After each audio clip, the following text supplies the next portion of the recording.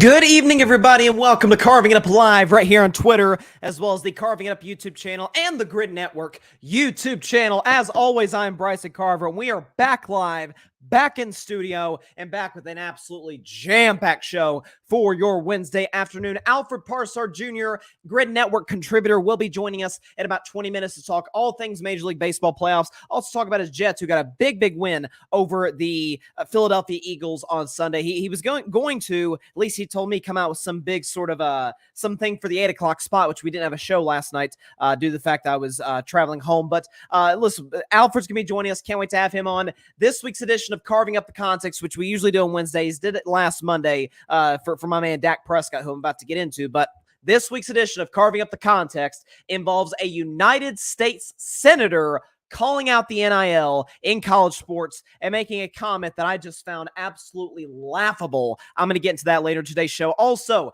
every Wednesday, Bryson's Best 10, my top 10 teams in the NFL going into Week 7, including a change at number 1. Number 1 best team in the NFL.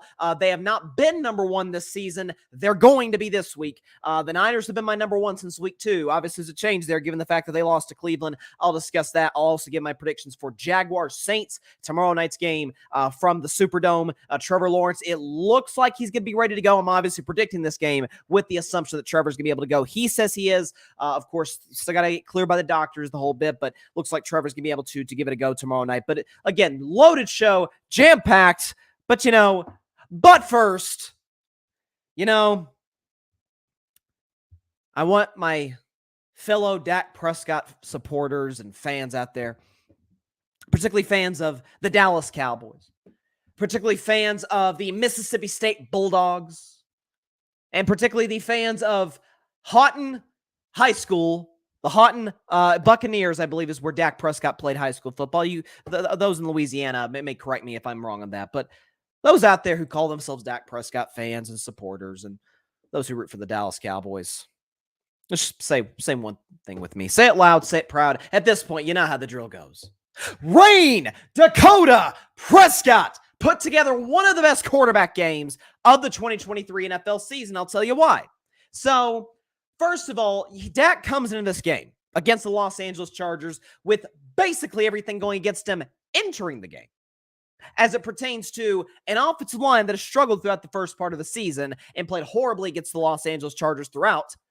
When you consider the fact that Dak, you consider the pressure he had coming in, which that's always the case because he's the quarterback of the Cowboys. We understand how that goes. And certainly Dak understands that. So did Tony Romo. So did Troy Aikman. We get the pressure comes to be at the Cowboys quarterback. But you had former players, Dante Whitmer on the San Francisco 49ers postgame show. Dante Whitmer, former safety for the Niners, said, and I quote, Dak Prescott sucks.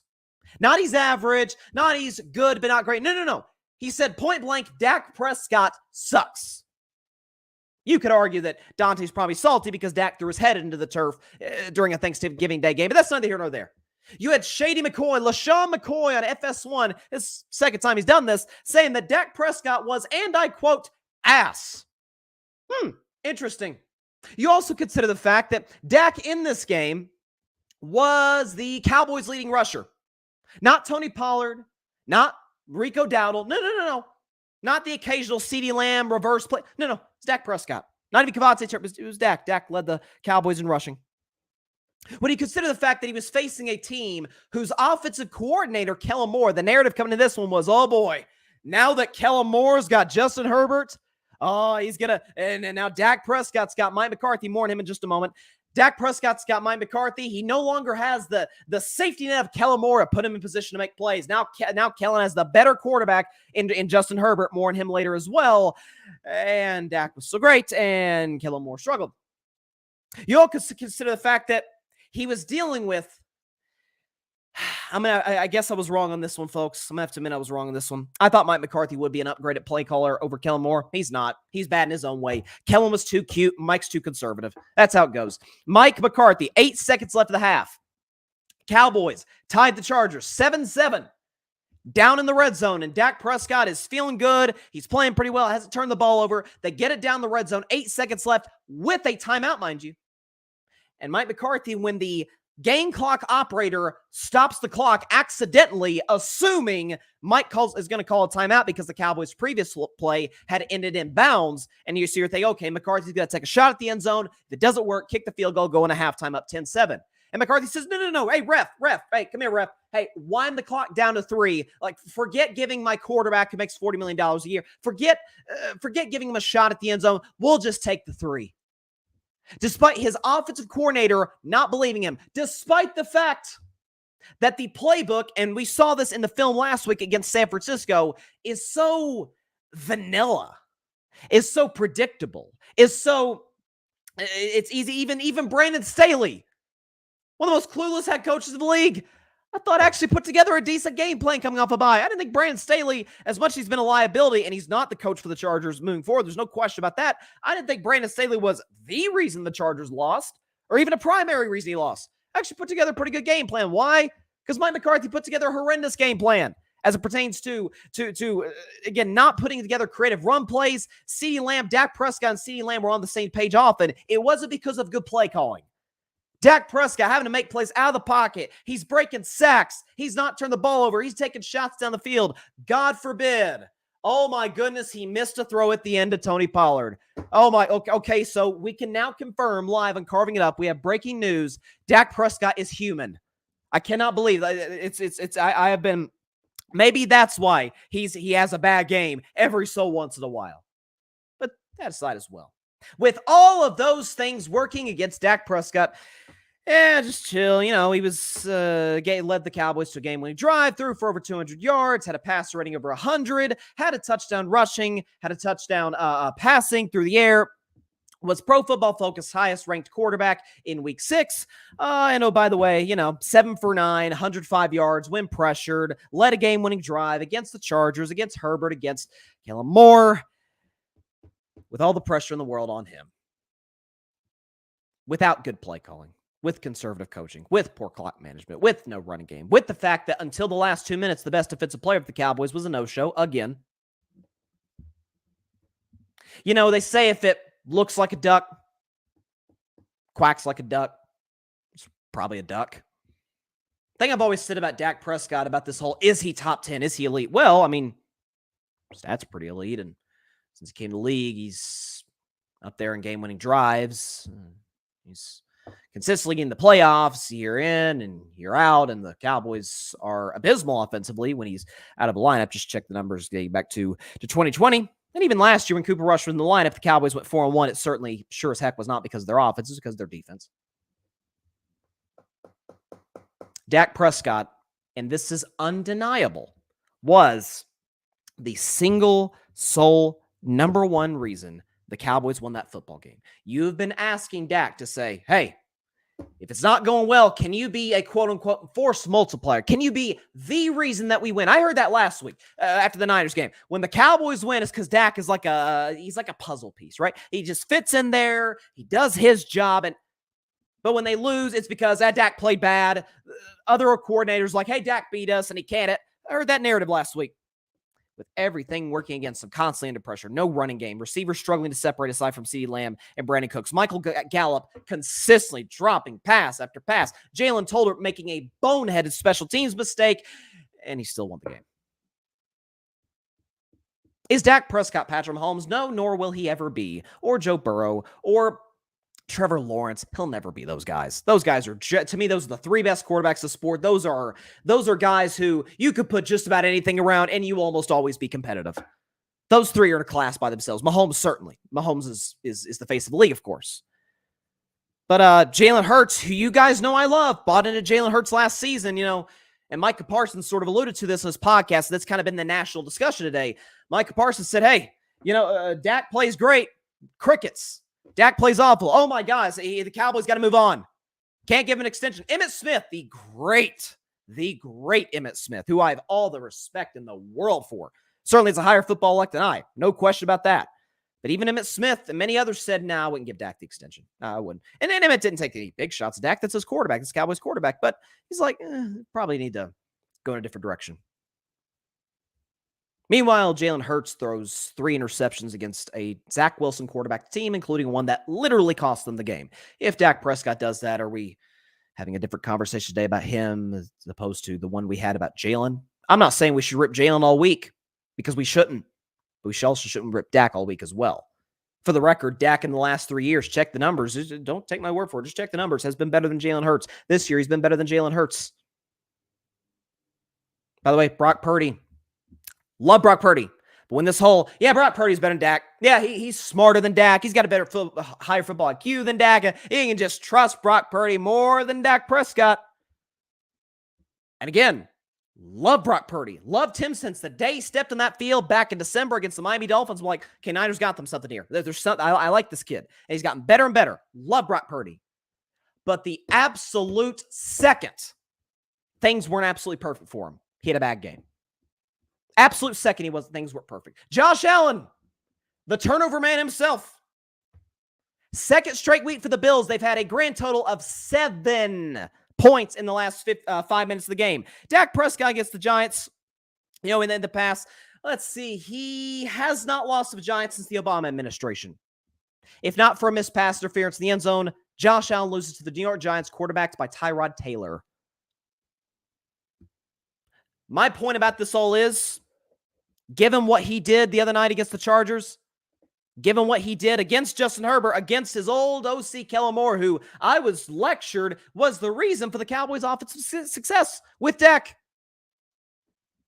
All that. Dak said, no. Hey guys. Hey, Micah. Hey, McCarthy. Hey, everybody. Hey, Cowboys Nation. I got y'all. Just get on my back. I can turn the ball over, be smart with my legs, make plays in and out of the pocket, make throws in the pocket, convert on third down, be great in the red zone. I got this. And that's what he tends to do. When the moment's big, win or lose, Dak tends to play pretty well. Forgive him if he maybe doesn't play so great against the most stacked defense in the NFL, the San Francisco 49ers, who I did a segment on last week. It was actually last week's edition of Carving Up the Context. Basically, no quarterback plays well against them. Not even P.J. Walker, who obviously P.J. Walker is not in Dak Prescott's league, of course, but even P.J. Walker and the Browns win, did not play well. The defense was what won that game for Cleveland. My point in all this is, and I knew this would be the case after that Monday night game, like, let's see if that energy is the same. Not really. There were a few out there that said, hey, you know what, Dak Prescott played well, give him his flowers, give props to him. But most like, yeah, he played good. But the Chargers, they have that good of a defense. Funny, we didn't do that when Tua played well against them. You notice that? Anytime a quarterback plays well against Chargers, look at them making all these throws, as we should for the record. When Dak does it, who cares? We'll win in the playoffs, Dak. Well, he can't win in the playoffs. It's week 6. It's kind of hard to do that right now. Hats off to Dak Prescott. He was truly, and I mean truly, special and undeniably the main reason the Cowboys won that football game. Special teams tried to screw it up with Jalen Tolbert. Some of his receivers, Michael Gallup in particular, tried to screw it up, dropping passes constantly. Mike McCarthy's tried to screw it up multiple times. Didn't matter. Still made it happen at the end. Once again, and I'll put it in the comments here, my buddy Philip, Rain Dakota Prescott. What a performance. And Philip, who is a Cowboys fan, says, how about them Cowboys? Do we have the, you know what, actually, you know what, though? Philip, with respect, and obviously former Cowboys fan sitting here, Steelers fan, but always been a Dak fan. And in many cases been the number one person and the only person at times defending Dak. When you look at Dallas, when you look at, and I'm going to have to probably backtrack on, I'm not saying backtrack on them making the Super Bowl. I still feel good that they can get there. I still predicted them to win the Super Bowl. I'm going to stick with that pick. I do believe in pick integrity, albeit though I do think the Niners have a better roster. But, if you think about Dallas, it's like, okay, I thought the defense would be better. And Trayvon Diggs being injured obviously hurt things in a big way. Big way. He's one of the best corners in the league. But I thought this defense would be better than it was. I thought McCarthy would be an upgrade over Kellen Moore. A lot of these factors I thought would come into play. I thought Tony Pollard would be excellent as the number one back. Now, in his defense, he is coming off of an injury, but it looks like it's all going to kind of come back down to, can Dak Prescott carry them? They don't have the roster of Philly. They dang sure don't have the roster of San Francisco. We see that every time those two teams play. I'm not sure they have even the roster of Detroit. They come down to Dak. And the other night, man, was he good. Let's see. Philip in the comments says, where are those haters at? I can't hear them. Stephen A. Smith, where are you at? Listen, I love Stephen A. Stephen A. is one of the best in the business, and obviously he is very well known for his anti-Cowboys takes. He said before he actually likes Jerry Jones and likes some of the Cowboys players. I do think he's been overcritical of Dak in the past, but that's okay. Again, it isn't like Stephen A's by himself in that class. Many others have. Many people who I even have a lot of respect for, like Stephen A., have seen. And again, it's. Again, Micah Parsons, and we'll get into Justin Herbert in just a second, but Micah Parsons said something on his podcast the other day, which it's a good show, by the way. But Micah was saying that Dak Prescott is held to a different standard, or the Cowboys are covered differently following a loss than other teams are. I think there are two different questions, two different discussions in what Micah said.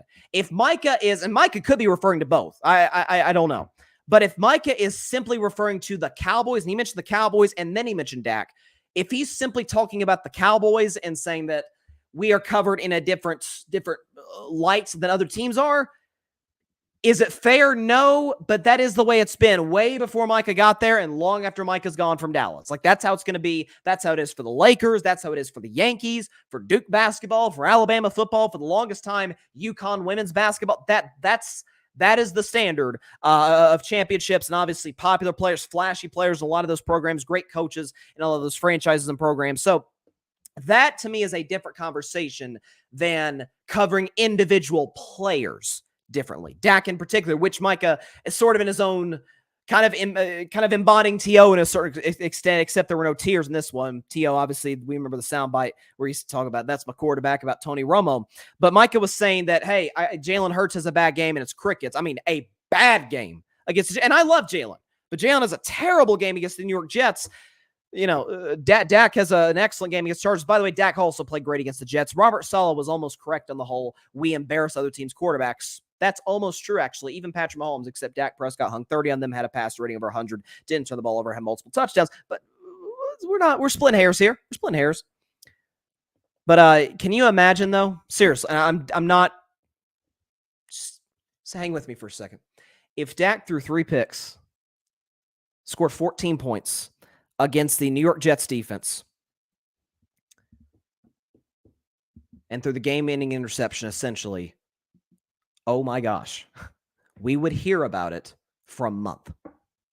Dak got crap for a pick 6 the end of the game against the Jaguars. It wasn't even his fault. Literally throws the pass, rolling to his left, nice little sidearm throw to Noah Brown, goes right through his hands, gets picked off, ends the game for the Jacksonville Jaguars, who win it over the Cowboys. Other quarterbacks make mistakes. Other elite quarterbacks, for the record, make mistakes. And I hear this whole, but Jalen's been to the Super Bowl. Yeah, so Joe Flacco. Okay, and by the way, Jalen was great in that Super Bowl. He did lose. Just saying. So, and by the way, it wasn't like he had to go through murderer's row to get there, if we're being honest. So, again, we do hold Dak to a different standard. But again, back to Monday night, he was, I don't know what more you could have asked him to possibly do. Against pressure, with no running game, with 2 conservative play calling, with bad clock management, with a crap ton of penalties. Absolutely spectacular. As for the quarterback he faced, Justin Herbert, I want to get into him for just a quick second. Then we'll bring Alfred Parsard Jr. on the show to talk Major League Baseball playoffs. It's so great. By the way, it's so great to be back live and in studio. But as for Justin Herbert, so Justin had probably certainly his worst game of the season. You could argue one of his worst games as a Los Angeles Charger, probably dating back to his rookie year. But if you look at Justin Herbert's numbers this game, again, he struggled against the Cowboys, was under pressure, under duress all night. Had a couple touchdowns, but did have the game-ending interception. Pass rating a little above average at 84. QBR solid at 56. Again, didn't get a whole lot of help from his running game either. I was thinking about Justin Herbert, who is a guy that I've been high since Justin Herbert since before the day he walked in the NFL out of Oregon. I said, everybody's talking about Joe Burrow and Tua in that draft, rightfully so. But I said, we need to start talking about this kid, this number 10, the 6'6" guy from Oregon. I don't know if I've seen this enough physically gifted quarterbacks, at least compared to him relative to what he produced at Oregon with a conservative run-first coach there.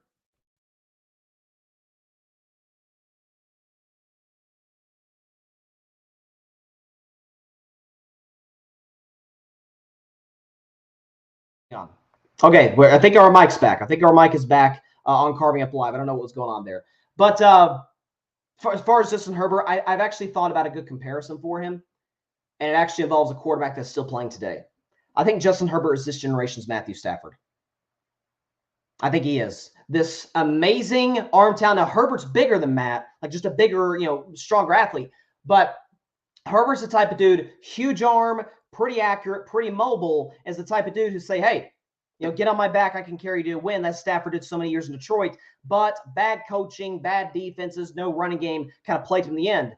I think that's kind of where we're at with Justin Herbert, where if you look at his numbers since his rookie year, they haven't really improved that much, which isn't necessarily a terrible thing considering how great Herbert was his rookie year. That he's kind of kept a steady pace, but it does start to beg the question, is there an improvement to go?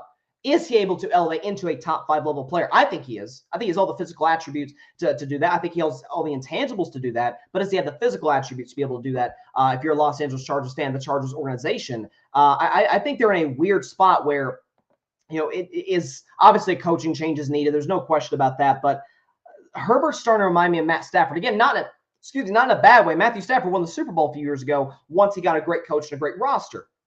I think if Herbert gets both, we could be having a similar conversation. But until then, rough game for Herbert, but those are due to happen considering the fact that he has an albatross around his neck at head coach, which, again, wasn't a huge problem in this game, and albatross around his neck at offensive coordinator, which is basically every game going to be the case. But Herbert played rough, but he's starting to remind me of Matthew Stafford. Again, not in a bad way. I kind of feel bad for him in that respect. Again, we'll try and get my regular mic. I'm actually using my webcam mic right now. But joining the show now is a Gryd Network contributor and and I want to emphasize this, a very happy Jets fan and a big baseball fan. Let's bring on my man to the Carving Up Live. Would you please welcome back to the show,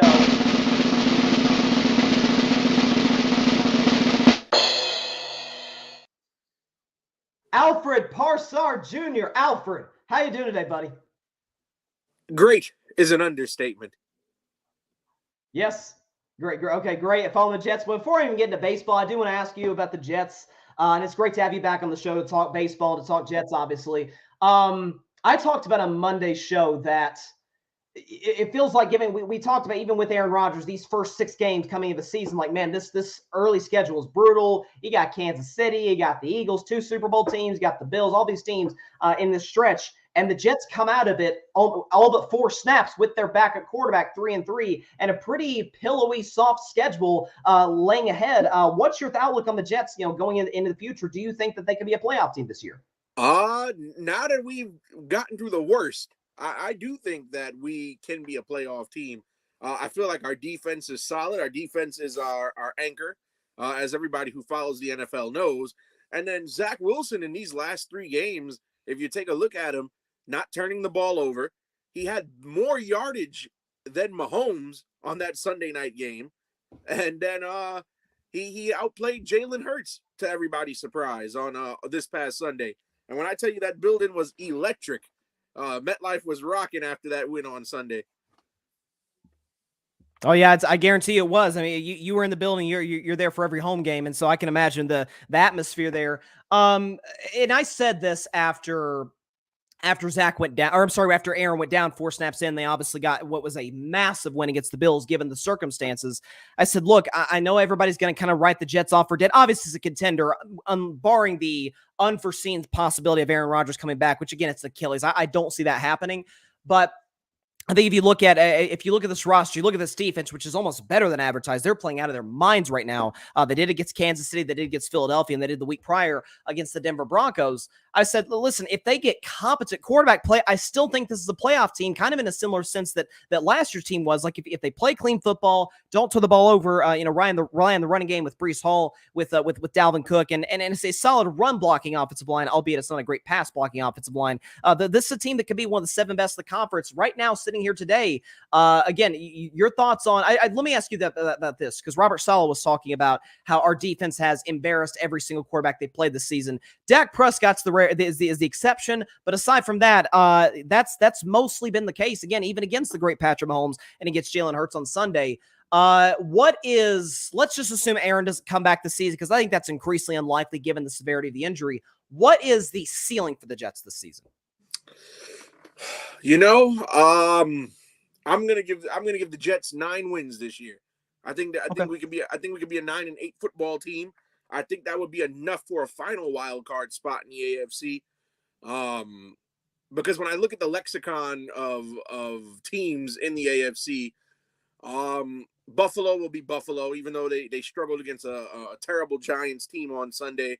The Dolphins are going to be a playoff team if they can keep up that high octane offense.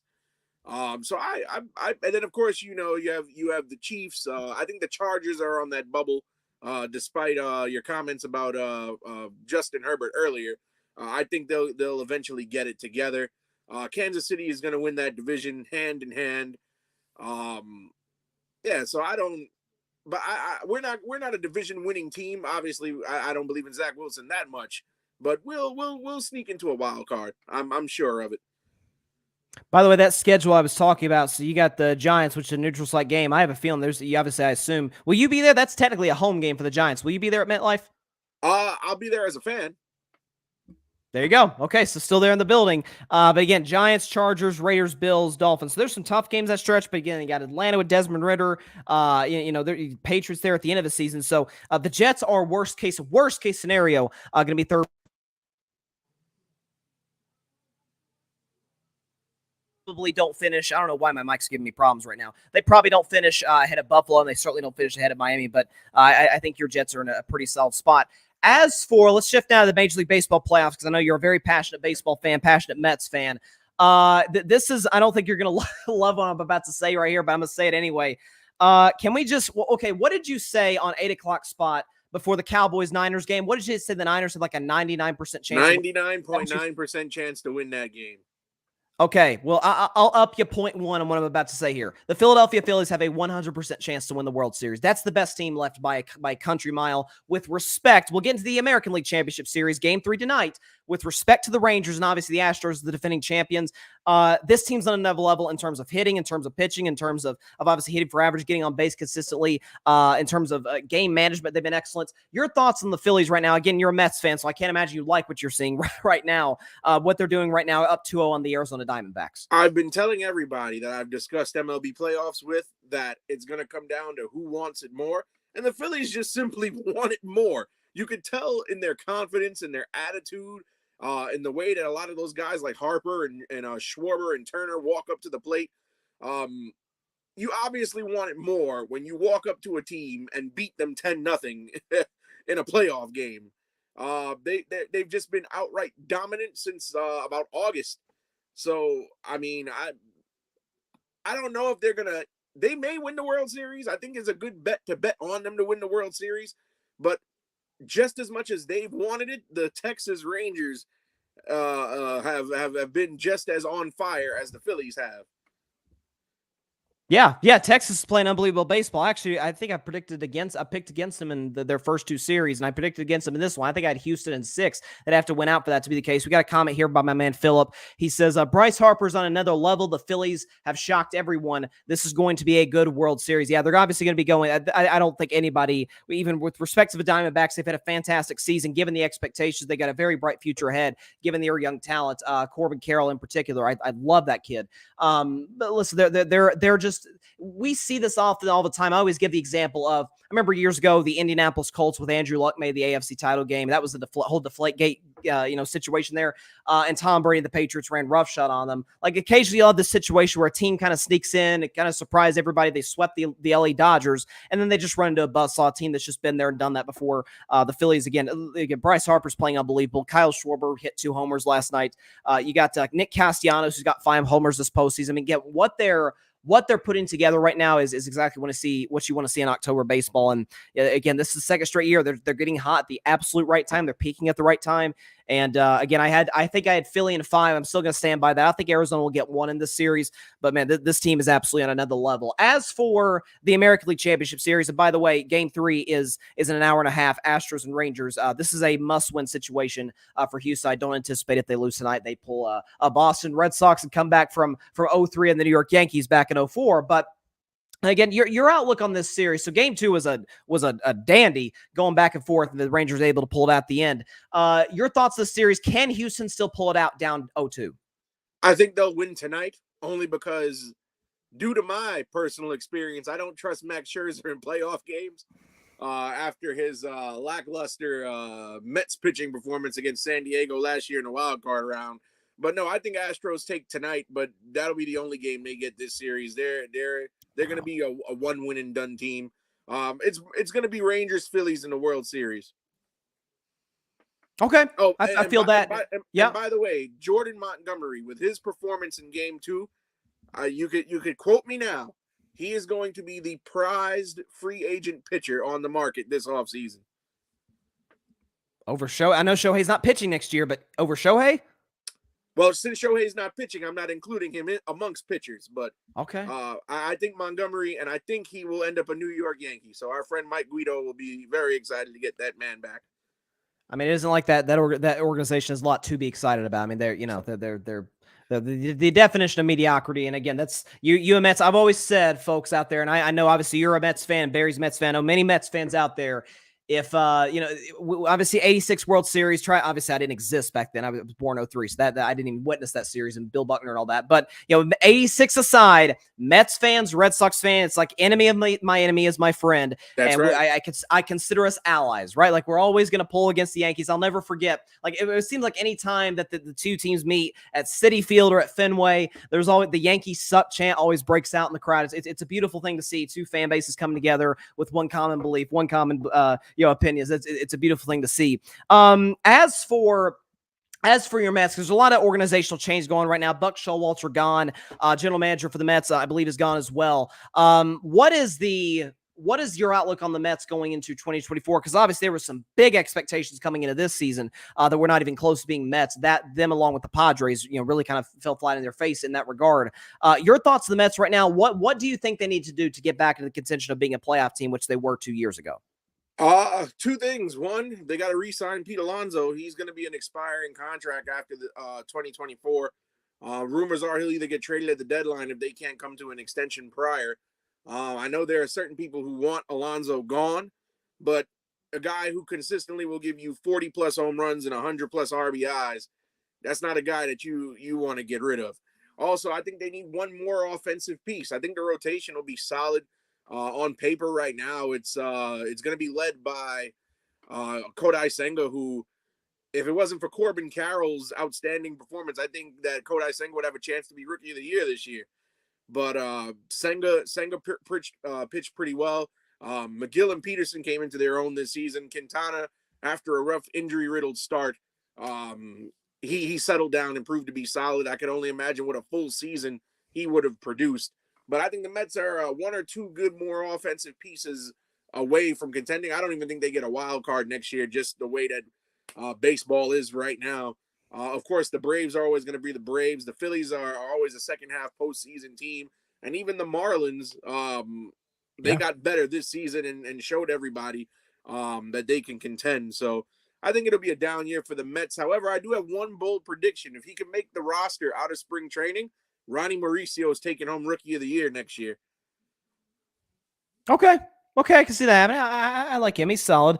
By the way, Miami did lose their general manager, so that's that's a little bit of a downgrade for them. Can they find a replacement? So listen, that NL West and obviously the Nationals are in a complete rebuild. We know that, but listen, the Mets are, of course, they're kind of like the Nets and the Jets. Not to make everything all this rhyme, but kind of like the second fiddle. But listen, I don't think that there's this. If you're talking about just relative to the city of New York, obviously you're very familiar with. I don't think that there's this massive talent gap, or even heck, this massive organizational gap in terms of how well run they are between the Mets and the Yankees right now. So they're both organizations are a little bit of a pickle in terms of free agency, but I think the Mets are in a better spot in terms of the prospect they have. I absolutely agree with that. They took the one kid, was it Drew Gilbert? I think it was from the Astros in that trade, came from Tennessee. I really like him. I think you're going to love him with the Mets. So maybe he's able to get called up next year, pulling for him. So real quick, we were talking about Shohei just a second ago, and then I'll ask you your World Series pick at this point.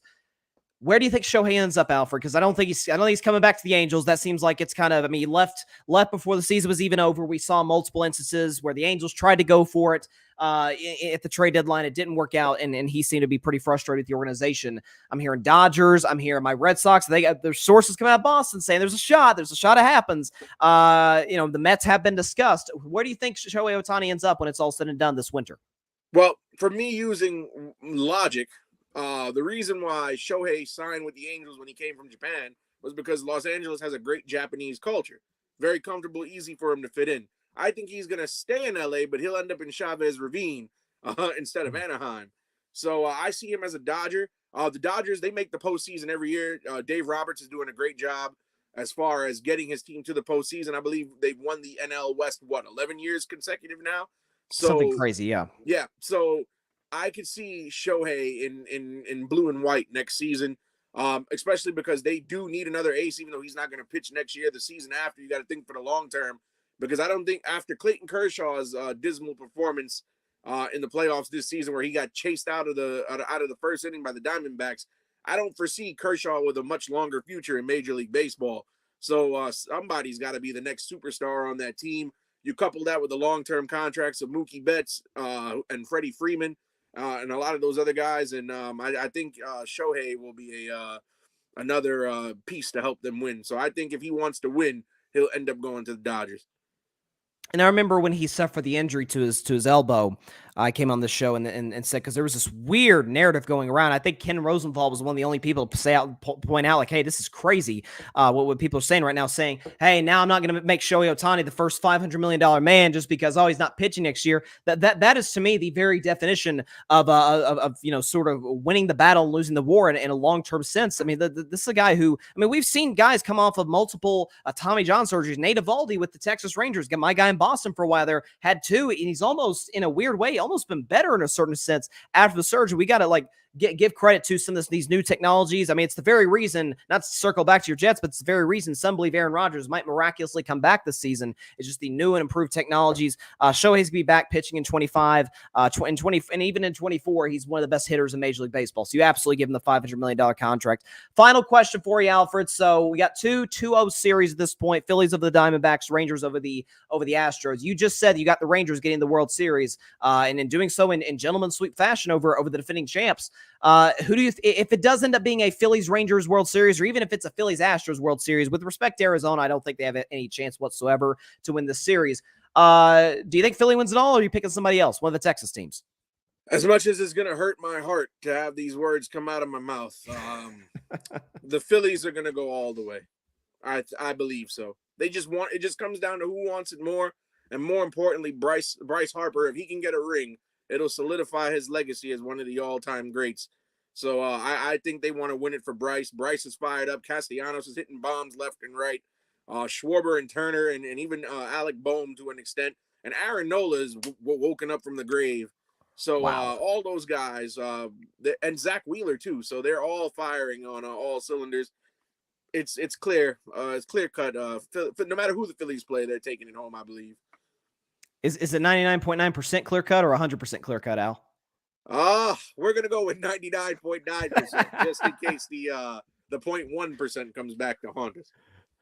I got that. I respect that. Listen, I've been notorious for bad baseball picks. I'll never forget, buddy, when you were on the show a couple of years ago, and we put together a compilation of just all of us making bad playoff. You know, it happens. Listen, baseball is the baseball, and you could couple it with football, at least in the playoffs. And obviously, baseball it is a series as opposed to football. But man, it is rare. I shouldn't say rarely, but most of the time in basketball, like Denver Nuggets were the best team all season long. They won the championship. Usually that's how it works. Baseball, it's really not the case. Like it's who's hot at the right time? Is your offense working? Is your pitching working? And that's the case right now with Philadelphia. They're the hottest team in the playoffs right now. Again, with respect to the Rangers, we very well could see a World Series between those two. And listen, I may not be. I'm a Red Sox fan, so I have no hatred necessarily for the Phillies, but I can't say I care too much for the city of Philadelphia and any other professional sports teams. Sixers, Eagles, Phillies, heck, even the Flyers. I don't even watch hockey. I don't like the Flyers. Okay, I don't like any of the Philadelphia sports teams. And I know you obviously don't as a Mets fan.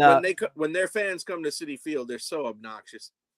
Oh, listen, I guarantee it. Alfred, great stuff. Once again, Gryd Network contributor. And by the way, climbing up the list in the 8 o'clock spot. He's right on the leader, Barry Grant Jr.'s tail. Hopefully we'll be back 8 o'clock spot on Tuesday night at 8 Eastern. And who knows, maybe Alfred will pass Barry if he's able to put together another good performance. But Alfred, always love having you on the show, my man. Take care, and hope to have you on maybe during the World Series.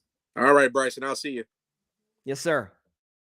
Alfred Parsard Jr., Gryd Network contributor, great guy. Love having him on, especially during the MLB playoffs, because he is Mike Guido, Barry. Like I consider those three, kind of like our three baseball aficionados, baseball extras. I consider myself on the upper echelon of, I don't even want to say casual fan, but I'm not a diehard in that sport the way I am the NBA, NFL, college football. But obviously, I think even those who aren't huge baseball fans love the Major League Baseball postseason. I'm still kind of heartbroken that my preseason pick of Atlanta got knocked out for the second year in a row, by the way, by the Philadelphia Phillies. Man. But yeah, I said I don't like it. I know Alfred doesn't like it. A lot of people don't like it. Again, Alfred said 99.9%. I'm going to go with the full triple digits. I'm going to go 100%. Phillies are winning the World Series. Barring, obviously, knock on wood, nobody suffers any major injuries. Phillies are winning the World Series. No question about that. All right.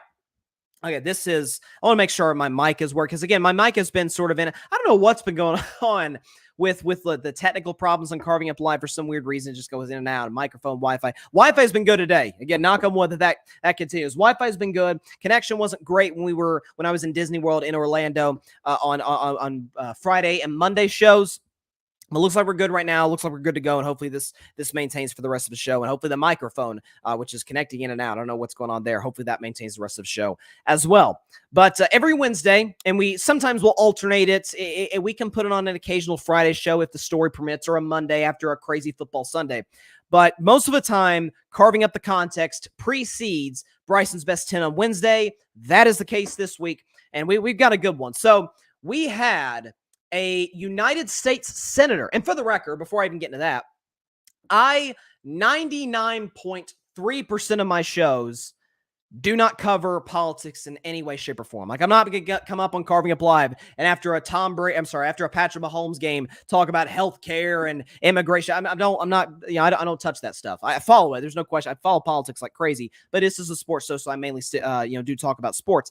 But there is the rare instance in which we were told, people like myself and certainly athletes, stick to sports. We don't want to hear your political opinions. And then we hear people in politics give their opinions on sports. So it's very hypocritical, I must say. And not everybody in politics holds that belief, but some do. One of them being, well, before I even get to him, give me my theme music, Carving Up the Context, and here we go.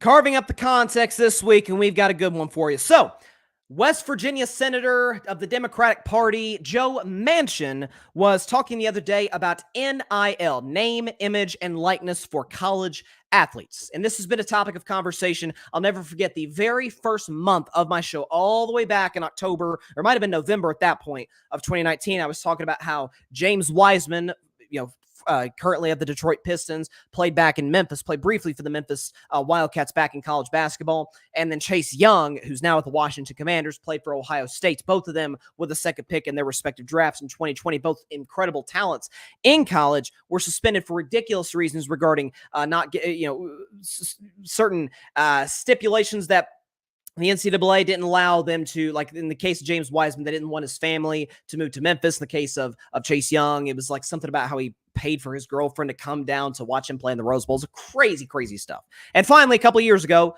the Supreme Court said, I believe unanimously, 9-0, said that, hey, college athletes can make money off of their name, image, and likeness, which this is literally the definition of capitalism. Even one of the court's most conservative justices, a guy by the name of oh my gosh, forgetting his name. Blanked on him. What's his name? Supreme Court Justice was confirmed a few years ago. Oh my gosh, what's his name? Brett Kavanaugh. Brett Kavanaugh was talking and saying that, hey, in any other business, what is going on with these athletes would be completely unconstitutional. It would just be flat out wrong. This would not work. It'd be illegal in every other business for the athletes, in this case, the athletes, to be doing the majority of the work. Obviously, coaches are as well. Let's respect coaches, but athletes doing all this work, and they are not getting a penny and not allowed to make a penny for that matter. Well, Joe Manchin holds a different belief. Joe Manchin, Democratic Senator, West Virginia, was saying that, quote, it's getting hard to root for the kids when they're multimillionaires as freshmen and sophomores. Oh, yes, it is so difficult to root for somebody making money for their own merits, don't you say? So what I think is hilarious about this, and I've said this about anybody who has opposed NIL, and for the record, do I think there should be regulations on NIL? Sure. Yeah. Listen, I don't think it should just be a free-for-all necessarily, but I also think if I'm a Caleb Williams and I am literally the face of college football, or I'm Shedeur Sanders and I'm one of the faces because of my dad and because of my own production and Colorado getting all this attention and whatnot, if I'm one of these star or superstar college athletes, again, college football is the big money maker, but college basketball as well, women's college basketball, people like Caitlin Clark, Angel Reese, Haley Van Lith, like athletes like that, sure, they should be allowed to make money for their own merits. I think it's funny. It's hard to root for athletes when they're making all these millions of dollars as freshmen and sophomores. Interesting, considering the fact that the coaches, who are huge, I mean, ask Alabama fans how much they like Nick Saban. Okay, as a Vols fan, love Josh Heupel. We were just going through coaches like crazy. We finally found our guy, Josh Heupel. He's the man. Tennessee, we got our replacement for the great Philip Fulmer, College Football Hall of Famer. Ask Ohio State in the brief time they had Urban Meyer how much they like him. Ask any of these organizations, any of these programs, ask their fan base how they feel about these all-time great coaches. Of course, they feel great about them. They love them. These head coaches have been making 10, 12, in some cases 15 large for their efforts, for their coaching, and for their recruiting, as they should. No doubt about it. But the second these athletes, the absolute second these athletes say, hey, can we have a slice of the pie? NCAA, by the way, still says no. NCAA, and this often gets misconstrued and it gets mistaken, the NCAA does not pay these athletes. They don't pay them a dime, despite the fact that the athletes bring in all this money for them. It is, let's use an example. Let's say a local athlete from a local college said, hey, I'm playing well. And a local burger joint said, you know what? We want you to advertise our brand. We want this athlete, let's say John Smith, just throwing out a generic name. John Smith, no, with all due respect, I know somebody named John Smith. Shout out to him and shout out to all John Smiths out there. But John Smith, we want him on a billboard on the interstate and in our local town holding a burger or wearing a T-shirt with our name on it and saying, like Jimmy John's or something like that. And saying we want him to advertise our brand because he'd be good for our brand. It's good marketing. That's who pays the athletes. That's who pays them. Angel Reese is making a ton of money in NIL. Caleb Williams, Shedeur Sanders, all these athletes are, as they absolutely should. But you have Joe Manchin who, we don't like this. They're so hard to root for. Oh my goodness, these spoiled. By the way, it isn't like they're being handed this money. It's, again, Caleb Williams is bringing in millions upon millions of dollars in ticket sales. Check US. And by the way, Lincoln Riley deserves credit for that as well. But, check USC's roster and ticket sales and see if USC boosters felt great about where the program was at. See if USC fans felt great about where the program was at before Caleb Williams and before Lincoln Riley got there to Los Angeles, to Southern California. And tell me how much money they were making then as opposed to what they're making now. And that goes for just about every program. Ask Colorado fans how they feel about Deion Sanders and Shedeur Sanders and all these Colorado players, Travis Hunter, making the money that they're making and bringing them to a position of relevance and of notoriety. And by the way, the same could be said about LSU women's basketball, about Iowa women's basketball, the whole bit. This just putting off the fact that Joe Manchin, a public servant of the state of West Virginia and serving in the United States Senate, just so happens to live on a 65-foot boat in Washington, D.C.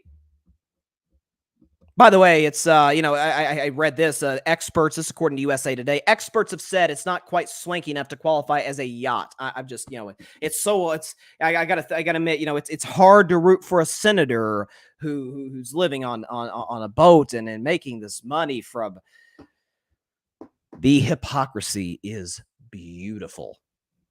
When you consider the fact that these politicians are making all this money from, you consider people making money from the NRA, or people making money from other political donors, but God forbid an athlete for his own or her own merits make a little something, something. Totally legitimate money for their efforts. Isn't that funny? So what Joe Manchin said, and some, not many, honestly, I think the majority of the country is like, yeah, you know what, they should make money.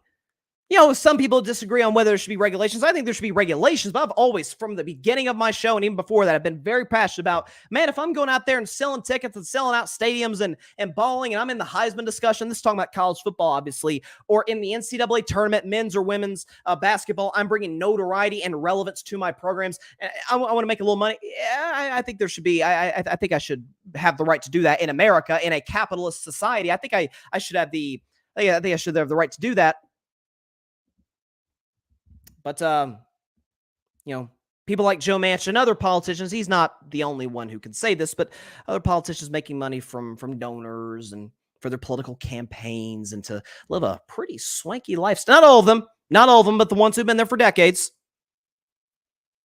Get to live a pretty nice lifestyle while, for the record, not accomplishing much of anything for the good of the American people. Isn't that funny? I love, and politicians are really good. They're really bad about this, I should say.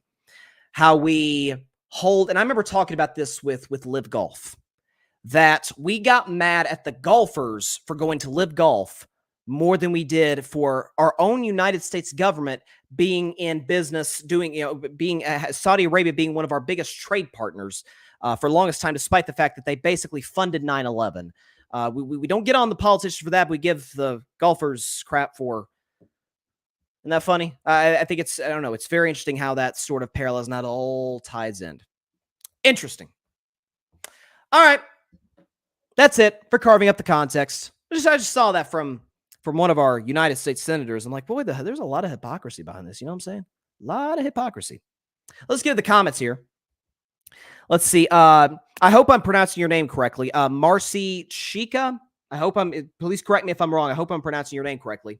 But says, Caleb Williams is in a Wendy's commercial. Angel Reese is with Reebok. Let these kids earn money for their talents. Their talents make the schools money. The schools sell replica jerseys of student athletes and other memorabilia with their likeness, and the students see nothing from it. Politicians get paid by the taxpayers, the public. The athletes are getting paid by Fortune 500 companies.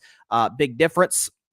As a full-time college student athlete, these players have no opportunity to earn money because they have no time for even part-time jobs. Endorsements should be allowed. Yeah, and that's the funny thing. Like, you make some interesting points in there. And look, yeah, there's a lot of hypocrisy behind this. We don't. I shouldn't say we. I think a lot of people do get mad with stuff that goes on behind the scenes of politics from a financial perspective, from a compensation perspective, in order to say certain things, whether it's to please their constituents, whether it's to please donors, whatever the case may be. But athlete makes a little something for playing well, bringing their program a lot of money. Again, the NCAA does not pay them. Just thought it was interesting. That's all. All right, away from, again, last thing, then we'll move on. This is what I always, and I don't want to slander, not slander, I don't want to misquote or if Joe Manchin has ever said anything in the past regarding athletes speaking on politics, but I love how so many out there have said that, hey, they shouldn't talk about this. We just stick to sports. Like, we just only want to hear your opinion about sports. Your opinion on politics, despite the fact that you're an American citizen, means nothing. We don't want to hear what you have to say. But politicians get to talk a lot about the sports and a lot about the athletes making the money or trashing an athlete if they have an opinion, right or left for the record, that disagrees with theirs. Interesting. That's all I say. This also, again, Marcy Cheek, I hope, I never want to mispronounce anybody's name correctly, says, God forbid one of these athletes get hurt before turning pro, they'll never earn any money. Absolutely. 100%. If, knock on wood, one of these great athletes I mentioned, Caleb or Angel Reese or Caitlin Clark, any of these athletes, Shador Sanders, if they were to, God forbid, go down with a career-ending injury, and that seems far more likely in football than it would basketball, of course, and all those millions of dollars they brought in for USC, or for Colorado, for LSU, or for Iowa, and they see absolutely no compensation whatsoever for it. Marcy Chica, NCAA is all amateur sports, but they have several huge television deals. Well said. Yes, multi-million dollar deals with ESPN, with CBS. By the way, all for it. Just don't say you're amateur sports, okay? Come on now. Don't say, like, this whole student-athlete thing. Man, if Zion Williamson could have went straight to the NBA, you think he wouldn't have. Well, of course, Zion didn't want to stay at Duke because he loved the experience at Duke. But if your typical run-of-the-mill, number one overall pick, blue-chip prospect, went to Duke, or went to North Carolina, or went to Kansas, or Kentucky, or one of these blue blood schools, and went there for a year, do you think that person's going to college to get a college degree? Nothing wrong with getting a college degree. Like, a lot of these people do go back and get their college degree, whether it's in a promise to their parents, whether it's a promise to themselves, whatever the case may be, like, they want to get their degree. Steph Curry finally got his Davidson degree a couple of years ago. Like, props to these athletes for doing that. I absolutely commend that. Their job is to capitalize on the athletic talents they have right now. You can always go back in your 40s, 50s, 60s, 70s, in their 80s and get their college degree. But you can't play sports at that age. You can't capitalize on your prime ability of your talents at that age. You got to strike while the iron's hot. And what NIL's allowed athletes to do that. Is to profit off of their own name, image, likeness, and their efforts and their productivity. It's just there's so, especially coming from a multi-term politician in the United States Senate. It is rich. It is rich coming from people like that. But that is this latest edition of Carving Up the Context. We'll move on from the political realm. Again, when they say to stick to sports, okay, I'll stick to sports if you stick to politics. Of course, that's never the case, so it's tit for tat. It's fair. Fair game after that. Let's move on now. Every Wednesday, again, do Carving Up the Context on Wednesdays, most of the time on Wednesdays, but certainly every Wednesday, we do Bryson's Best 10. And so let's get the background music going, because we have a lot of shakeup in Bryson's Best 10 this week, coming into week 7. We've got a good one. So let's start with the 10th best team in the NFL, in my view, and this hurts for me to say, because the team within my favorite team's division, the AFC North, but it's the Cleveland Browns. Okay, happy Cleveland, happy Browns fans. Browns are at number 10. So, reason the Browns are at number 10 is this. So, again, they have used 3 quarterbacks this season thus far. It is, again, the dysfunction in Cleveland regarding Deshaun Watson's injury, which was still a major sort of mystery. Like, what's the shoulder? Like, it seemed like he was cleared to play a couple weeks ago. Now he hasn't practiced. I mean, it's a very, very weird situation regarding Deshaun, regarding his health. But last week, facing the 49ers with one of the best defenses in the NFL, the Browns are, by the numbers, they're the best defense in the NFL since the freaking Purple People Eaters Vikings in the 70s. Okay, so Myles Garrett, I talked about on Monday's show. He reminds me, again, this is, I hope I'm not like struck by lightning for blasphemy or anything of that nature, but when you consider what Myles Garrett is able to do from a physical standpoint, he reminds me of Reggie White. Reggie White so often made great left tackles, or great tackles in general, look like high schoolers. I mean, he just take him and throw him to the ground. Against Trent Williams, who, if he retired today, would go to the Hall of Fame, Myles Garrett embarrassed the dude time and time again on Sunday. This Browns defense is phenomenal. This Browns offense, again, now they're dealing with injuries. You got Kareem Hunt now hurt, but you still got Amari Cooper. You still got David Njoku, who, God bless him, is playing through burns right now. So hats off to him for coming through. They've got good weapons, and that defense is absolutely special. It's the only defense, to me, in the AFC that is on par with my Pittsburgh Steelers. The Cleveland Browns, the 10th best team in the National Football League. Sticking in the AFC North, again, still not my Steelers. We're not in the top 10, okay? Defense is awesome, offense sucks. But to number 9, the 9th best team in the NFL is the Cincinnati Bengals. And here is why. If you are a Bengals fan, you cannot feel happier coming off of that Week 6 win against the Seattle Seahawks. Here's why. So I talked about after they started 1-3, they got blown up by the Tennessee Titans. I said the Bengals are not dead. Some people said Bengals season is over. I said I'm not ready to say that yet. But with Joe Burrow, with the calf injury, it's a problem. I said rest him the next 2 weeks, beat Arizona without Burrow, lose to Seattle without Burrow, and then in 2 weeks, bring him back for the Niners game healthier. Oh, it's actually better. Joe Burrow is getting healthier by the week.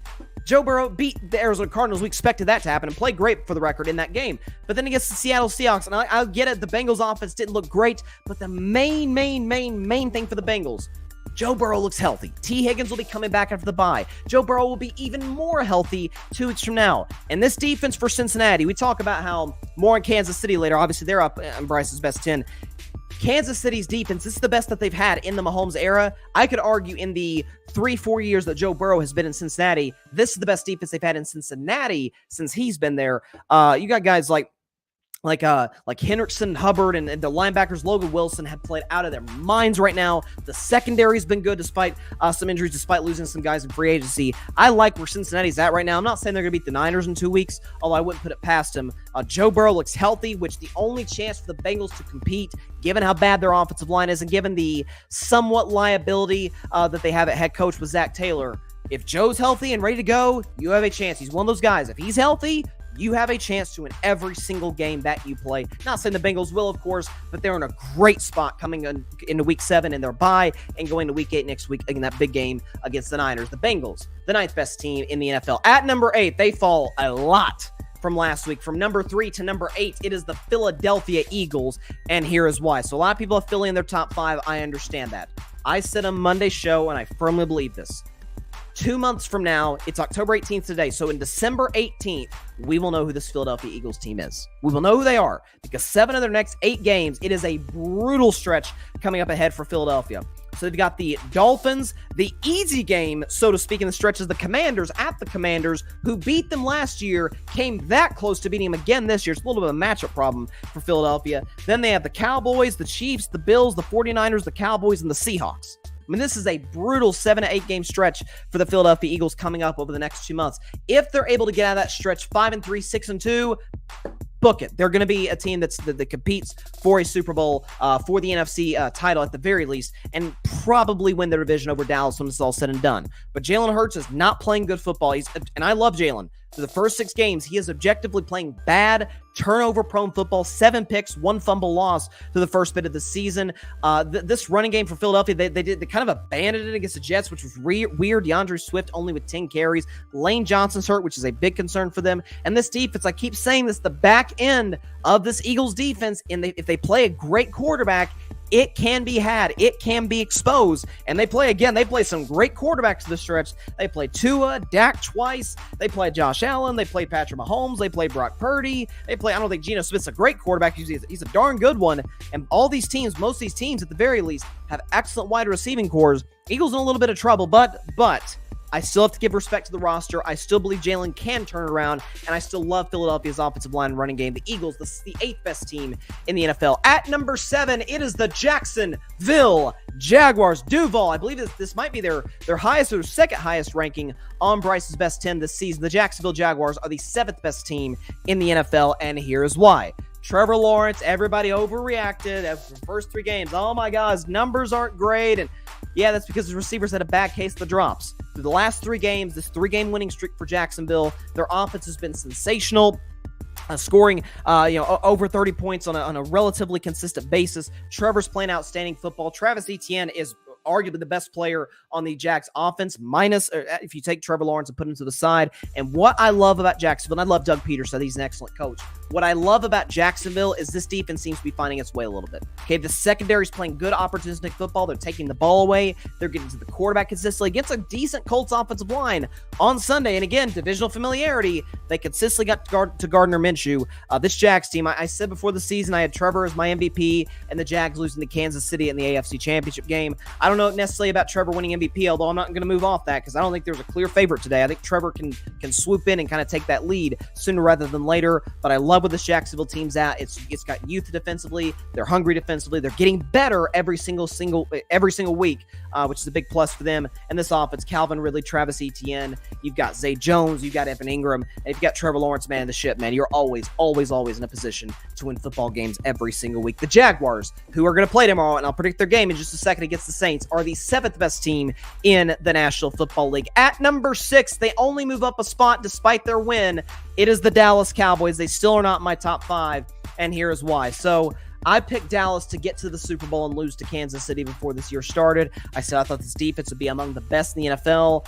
In some metrics, it has been, but there's some red flags regarding Trayvon Diggs' injury. Micah Parsons has a bad tendency, despite how great he is, to kind of disappear in some games. The secondary without Diggs has gotten exposed a little bit, and I do not love their linebacking cores whatsoever. I think it's the weakness of their defense.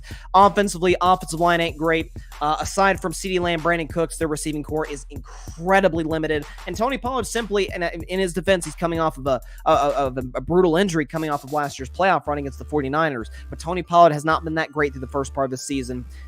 And Mike McCarthy has not been the upgrade that I thought he would be at play calling. But CeeDee Lamb is spectacular. He's one of the 10 best receivers in sport. Dak Prescott, who had one of the best quarterback games of 2023, was awesome against the Chargers, given the circumstances. Just in general, even minus the circumstances, played excellent. Dak's one of the 10 best quarterbacks of the league. Micah Parsons, one of the 5 best defensive players in the league.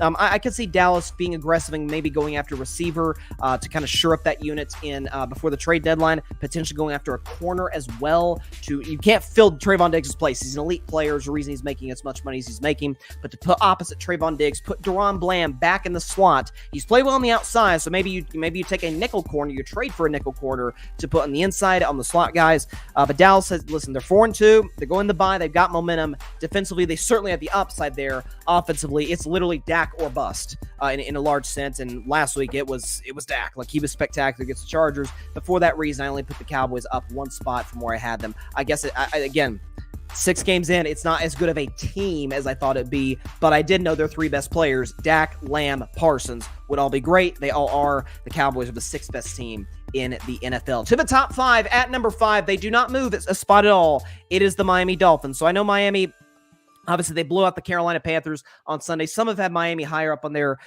power rankings list, or top 10, whatever the case may be, or their tiers, wherever they got them. I've got them at 5. So again, following that blowout loss to Buffalo, which did raise some red flags, particularly in the defensive side of the ball, I said, look, these next 2 games, they're going to get right. They're going to get their momentum back. They're going to blow out the Giants at home. They're going to blow out the Panthers at home. They did both.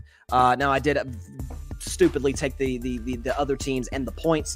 I was wrong on both. Carolina got off to a 14-0 start. So again, I do think there's some legitimate concerns defensively. However, Jalen Ramsey ahead of schedule, as most great athletes in their prime are coming off of serious injuries. It looks like Jalen Ramsey should be back sooner rather than later. Tua has been statistically the best quarterback in football this year. He's been accurate. He's been on time, on target. Mike McDaniel's in the running for Coach of the Year, and Tyreek Hill's been absolutely, Tyreek Hill. He's the cheetah. He's the best receiver in the sport right now with respect to the injured Justin Jefferson. I love Miami's weapons. I'm really skeptical about Miami's defense. Can they get it right? We'll see. They've got the pieces to, and they've got, I think, the coaching to, but this Dolphins offense can score in any defense in the National Football League. If they face Cleveland, I don't know if the Dolphins face the Browns this season, but listen, I like where they're at. They've got a big test coming on the road at Philadelphia, but that's a bad secondary, a bad back end of the secondary, at least the middle of the secondary regarding their safeties. Tua and Tyreek and Waddle could potentially expose that. I like where the Dolphins are at right now. They're absolutely one of the best teams in the AFC. Matter of fact, I think they are I think they're in that discussion to potentially be the best team in the AFC if you take out if you take out the Kansas City Chiefs. I love where the Dolphins at. To me, right now, they are the 5th best team in the National Football League. If we move now to number 4, the 4th best team in the National Football League. Again, this hurts to say because it's an AFC North team, but I love what I've seen from them through the first 6 games. The 4th best team in the NFL is the Baltimore Ravens, and here is why. So a lot of people overreacted after that loss to my Steelers, which I'm glad we got the win. Pittsburgh, stand up here. Great, come off the bye week. But listen, as a Steelers fan, I can objectively say if Baltimore catches 3 or 4 of the 7 passes that they dropped, They beat my Steelers. Lamar was awful in the final 4 minutes of that game. Great through the first 56 as his receivers couldn't bail him out. This week against the Titans, Lamar put on a clinic. Okay, Lamar, in terms of rushing the football, accuracy, throwing the ball down the field, over the middle, and in short yardage situations. This Ravens defense looks better and better by the week. I understand they played an offensively limited Tennessee Titans team, but they seem to pick on the bad teams. And even, by the way, Lamar against the Browns defense that completely held the Brock Purdy and the Niners offense in check. Lamar Jackson went up and down the field in that defense, on the road for that matter. So Lamar's in a great spot. Lamar is one of the best quarterbacks in football, flirting with top 5 territory. This Ravens run game, as it consistently is, even with the change in OC, is good. They seem to be kind of finding their offensive identity, which can be a bit of a struggle through the first month and a half whenever you have a new offensive coordinator. They seem to really be finding a good balanced offensive attack, and defensively, the Ravens, that's their brand. They always have great defenses. Roquan Smith is playing unbelievable football. I really like where the Ravens are at. To me, they are the 4th best team in the National Football League. At number 3, they fall a couple of spots. I had them at number 1 since week 2, but at number 3, I've got the San Francisco 49ers, and here's why. So San Francisco dealing with injuries now to Christian McCaffrey and to Deebo Samuel. Bringing reports say there's no serious damage. Looks like they'll be back sooner rather than later, which is great news for the Niners and their fans. But you come into this one as a 9.5-point favorite. You're flying high, and could you argue certainly, or could you make the case that the Niners are in a spot where they beat Dallas on national TV, beat them badly, beat the brakes off of them, and maybe they start to feel themselves a little bit. We've seen that with Miami and Buffalo. We've seen this with Dallas and Arizona. We've seen this with a lot of great teams. Flying high, Buffalo against Jacksonville, although Jacksonville's an elite team. No question about that. But we've seen them teams kind of get in over their heads. You could argue that's the case with the Niners. Brock Purdy had by far his worst game as a pro against the Cleveland Browns defense. Again, a lot of credit goes to Cleveland in that regard, but they struggled to run the football after Christian McCaffrey went down. Defensively, they were bad situationally late game against P.J. Walker. No disrespect to P.J. Walker, but we're not exactly going to mistake him for an elite quarterback or even a starting quarterback. Again, no Nick Chubb, no Deshaun Watson. Again, I'm not a big Deshaun guy, but he's better than P.J. Walker. No key offensive pieces, no right tackle Conklin. So they were missing some key offensive pieces in Cleveland, and still, they beat the Browns. Again, they were the better team. They beat the Niners, or Browns beat the Niners rather. They were the more physical team up front. A very physical Niners team got beat up front by this Browns defense. Listen, I think San Francisco can bounce back. I still believe they're the best roster in the NFL. I really like where they're at as a team. But listen, this is an opportunity for them to kind of lick their wounds a little bit. They come out of this game a little bit beat up, but they're still in a spot where they can still get the 1 seed in the NFC. They're absolutely going to win the NFC West. There's no question about that. And I'm not going to just waver on Brock Purdy. I'm not finicky. I'm not just going to move off a guy because he had a bad game. Brock Purdy's human. He had a bad game. He'll move on, and he'll have bigger and better games in the future, as will this Niners team. To me, they're the 3rd best team in the National Football League. Another team that does not move at number 2, it is the Kansas City Chiefs, the defending Super Bowl champions who have been at number 2 since week 2. So, again, last week was a take care of business game against the Denver Broncos. They won kind of an ugly game, although most Thursday night games are ugly, 19-8. This Kansas City defense, again, has not given up more than 20 points in any of their games this season. You say, well, Detroit scored 21. Yeah, 7 of those came off of Patrick Mahomes' pick 6 in week 1. So this Kansas City Chiefs defense is unbelievable. Again, it is the best in the Mahomes era. The Chiefs, by the way, today traded for Mecole Hardman, bringing Mecole Hardman back. We know the success he had with Mahomes, so he's familiar with that offense. He's familiar with Andy Reid. He's familiar with Mahomes. You add him back with Taylor Swift's boyfriend, who's an excellent player. We know, no question about that. This Chiefs offensive line is one of the best in football. But this defense, man, just week after week. I know it's Russ and the Broncos offense, and you maybe put a little asterisk next to it. But listen, Russ actually had some pretty good games against Kansas City last year, some rare good games for Russell last year against Kansas City in what was an awful season for him. But this Chiefs defense, this Chiefs secondary is amazing. The props to Brett Veach, the general manager in Kansas City, for hitting on all those picks. This pass rush is good. Chris Jones has been an absolute monster since coming back from his brief holdout. Kansas City's in a great spot. I still think they're the favorites, not just to win the AFC, but to win it all. To me, right now, though, they're the 2nd best team in the NFL. And that leaves number 1 for the first time on Bryson's Best 10, the best team in the NFL. It is the Detroit Lions. I didn't get the chance to play this on Monday after they beat the Tampa Bay Buccaneers. So let's play the soundbite. Dan Campbell, how we feeling? Kneecap.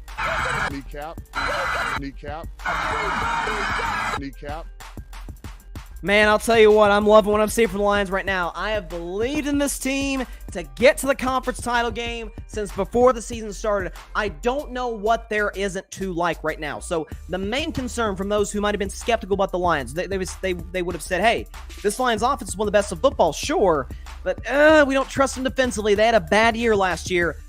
That's not a problem now this year. Lions are top 8 in the NFL in terms of scoring defense. They're top 4 in the NFL in scoring offense. Jared Goff is playing outstanding football, very much, at least right now, in the MVP discussion. This despite injuries to running backs, to Jordan Montgomery. Amon-Ra St. Brown had a big-time performance against a great Tampa Bay defense. Again, we talk about Kansas City's defense is excellent. Detroit is like, hey, we're in a spot where we're 5-1. We're tied for the best record in the sport. Our one loss was in overtime to a very good Seattle team. We beat Kansas City on the road. We beat a hot Buccaneers team on the road. The Buccaneers team coming off a bye, healthy. Beat the brakes off of them on the defensive side of the ball. Aiden Hutchinson's playing out of his mind right now. This Lions secondary has been great. They're well coached. Ben Johnson's going to be the number one guy next year's head coaching cycle. He's going to be getting interviews all over the place. This Detroit Lions team, again, Goff's playing great. Running game's great. Offensive line is outstanding. Receiving core is excellent. Defense is tremendous. Top 10 in the NFL. Flirting with top 5 in the NFL with how Aiden Hutchinson in the secondary playing right now. Alex Anzalone playing great as well. They're well coached. Dan Campbell has built a culture in Detroit. Ben Johnson is a brilliant offensive coordinator. Again, I have not, through 6 games this season, seen a better football team. Again, this is what we're doing here. Who's the best team in the NFL? Not who we think's going to win the Super Bowl. Who's the best team? It's been the Detroit Lions, objectively. They are the best team in the National Football League. Those are never thought those words would ever come to my mouth in my life. Detroit is the best team in football. But man, they look great. I mean, they look great right now. Love it, love it, love it. So, got some comments. Patrick Brown, this is his favorite saying right there. Broncos country, let's cry. Great. Glad to see you back live. Thank you so much, Patrick. Great to see you as well. By the way, Patrick wrote a piece for the Gryd Network's website about the Denver Broncos and about Russell Wilson, Sean Payton in particular. I highly encourage everybody out there to check it out. It's on the Gryd Network's website. The link is in the Gryd Network's Instagram bio on social media. So check it out. Great piece by Patrick. Props to you, my man. And appreciate the compliment. Again, that's his saying though. Yeah, because again, Broncos country, let's ride is what Russell said a year ago. And so Patrick's turned into Broncos country, let's cry. And Broncos country's going through it right now. I feel bad for him. Patrick says, Jets trading Mecole Hardman back to Kansas City. Yeah, again, I love the move for Kansas City. I still think they probably need to make a move and go out and get another guy. Again, Denver's not going to trade Jerry Jeudy or Cortland Sutton to Kansas City. They're not going to trade a team in division, but I love what I'm seeing right now from Kansas City offseason moves. By the way, it looks like they're going to bring Frank Clark back. Frank Clark was successful in Kansas City. Marcy Chica says, Eagles lost to the Jets where they started a 4th stringer and a practice squad signee in their defensive backfield. Eagles are an overrated team. Well, their record doesn't quite indicate where they are right now. Again, like I said, the next 8 games, two months from now, when's that 8th game for Philadelphia? Because again, I mentioned the stretch. They got the Dolphins. Wait, okay, where's Philly's schedule? Okay, they got the Dolphins, Commanders, Cowboys, Chiefs, Bills, Niners, Cowboys, Seahawks. So, okay, that Seahawks game is in Seattle, by the way. We all know how tough of that place to play that is. That is going to be on December 17th. I think that's actually the big game on Fox, if I'm not mistaken. Or no, I think Cowboys Bills is, but it's still 4:25 on Fox. But so today's October 18th. So exactly on this day, 2 months from now, December 18th, I'm going to come on my show and have a final opinion on where the Eagles are going to be at. Again, I predicted before the season started they'd lose in the divisional round to Dallas and still win 12 games, still have a successful year. I still think they have all the capabilities in the world. I'm not saying one way or the other. They're great. They're going to be great after 2 months, or they're not going to be great after 2 months. I'm saying let's see what they got in this next 2 months when they're playing great quarterbacks, great coaches, great teams overall. We're about to find out a lot about the Eagles, but I'm putting them at 8 for that reason. I mean, that was a bad loss, at least offensively speaking, as far as with Jalen Hurts to the New York Jets. No question about that. Phillips says, give me those kneecaps. Again, Detroit has to be one of the easiest teams to root for in professional sports. Listen, I was one of the many that made fun of Dan Campbell after that kneecaps press conference when he was hired nearly 3 years ago. But it can't be overstated how great of a culture he's built in Detroit. how great of a staff he's built in Detroit, how well they've drafted in Detroit, and they deserve everything that they've gotten this far with this 5-1 start. Again, they're the best team in football. I can't, through 6 games, what do you want me to say? They've looked better than everybody else. And by the way, they don't have a bad loss in their resume. Patrick says, cry, Eagles, cry. It was a beautiful day for me. I revel in their misery, crying and whining when they lost to the Jets. I loved every bit of it. It was a good 48 hours for Cowboys fans, for sure. Eagles lost, Niners lost, Cowboys won. And by the way, now the Cowboys don't have a tiebreaker against San Francisco, but San Francisco's only got a one-game lead on them if they want to get the 1 seed. Eagles have a 1-game lead on them for the division, but Dallas, of course, plays them twice, and Dallas also plays Detroit. And what, man, can you imagine how big that game will be? I think it's the day before New Year's Eve in Week 17. I think that game's in Dallas too, so that'll be, whew. I mean, that'll be a situation where Detroit has the advantage literally everywhere except quarterback. And by the way, I love Jared Goff. Jared Goff's played unbelievable football. Still take Dak over Goff, but that'll be an interesting one. I don't want to get too far ahead of ourselves. That's December 30th. It's October 18th. Let's live in the moment. That's my top 10 teams in the NFL. Going into Week 7, which Week 7 kicks off tomorrow night. Let's get the background music back on here. Week 7 starts tomorrow night between the Jacksonville Jaguars and the New Orleans Saints. The Saints have an advantage, according to Vegas, this game. They're favored only by a point, so it's darn near a pick 'em. I'm not going to lie to you. I looked at this line. I'm like, okay, I'm betting Jacksonville. Well, if I were a bet man, of course. If I were a bet man. That's why the segment's called that on Friday's show. But I'm all over this. I'm all over Jacksonville right now. If you are a betting man, take the Jaguars and the points, and the point singular. Listen, Jacksonville's coming in playing unbelievable football. Again, it's Thursday night football, so it's going to be ugly. I'll keep saying this. I wish they'd outlaw Thursday night football. I wish they'd get rid of it entirely.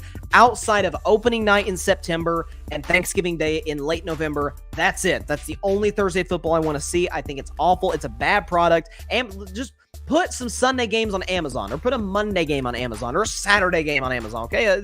We can do without Thursday night football. It's a bad product. It's bad for the fans. It's bad for the players. It's bad for, frankly, it's bad for Amazon outside the bottom line, which I guess that's what's all that matters at the end of the day. But it's going to be a little bit of an ugly game, as most Thursday night games are. But Trevor's playing outstanding football. Trevor Lawrence, it looks like he's going to be ready to go. He seems confident that he's got the knee injury. It looks like he's going to be able to play tomorrow night in the Superdome. And listen, I don't know what momentum the Saints have right now. So they lost to Houston. I'm a big Derek Carr guy, always have been. And I do think a lot of the Saints' offensive struggles does point back to their offensive play calling. But, God, Derek Carr is getting harder to defend by the day. And I love him. I'm not going to sell stock on Derek Carr right now when a lot of people are doing that. But Derek's not playing good football. The Saints' offense looks completely anemic. It's predictable. The play calling is horrendous through the first part of the season. The Saints' defense is keeping him in games. I think to a certain extent they'll keep him in this one. But Jacksonville's running game with Travis Etienne, Trevor Lawrence, and the weapons that he has. Again, I don't think Doug Peterson is a smart offensive coach. He comes from the Andy Reid coaching tree. He's not going to put Trevor in a position more times than not, unless he absolutely has to, where Trevor has to win the game by himself. He's like, you know what? Got a good offensive line, great running back, got good play calling, good wide receivers. Our defense is getting better. I think the defense for Jacksonville is going to get at least 2 takeaways from the New Orleans Saints. Give me the Jaguars to win and take them in the points 23-16 over the New Orleans Saints and get to 5-2, increase their winning streak to 4 games. Jacksonville beats New Orleans 23-16 to kick off Week 7. And New Orleans, in what is clearly the worst division of football, the NFC South, suffers yet another loss. Saints are in a rough spot. Cap-wise, coaching-wise, Jacksonville wins this game 23-16. It's great to be back on the show live, by the way. Great to be back on Carving It Up live. Again, on the road on Friday and on Monday, talk about the NFL. Again, there were some connection issues at the hotel I was staying at, but had a great time with the family. I can honestly, so obviously I do a sports podcast, that's of course, but I did a U.S. President series with a friend of mine, Isaac Lawson, a year and a half ago, 10-part presidential series. You can check that out on the YouTube channel. I've got a whole playlist where it's on there. I could do podcasts on sports, which obviously I've done for darn near 4 years. I could do a podcast on presidents, which I have, and I could do a podcast on Disney World. Honest to God, I love that place. Love it. I love everything about it. So I had a blast with the family. great trip, and but it's great to be back on Carving Up Live and some great sports ahead. By the way, NBA season starts in less than a week. Major League Baseball playoffs are on fire right now. And by the way, we've got an amazing weekend of college football coming out, headlined by Ohio State, Penn State.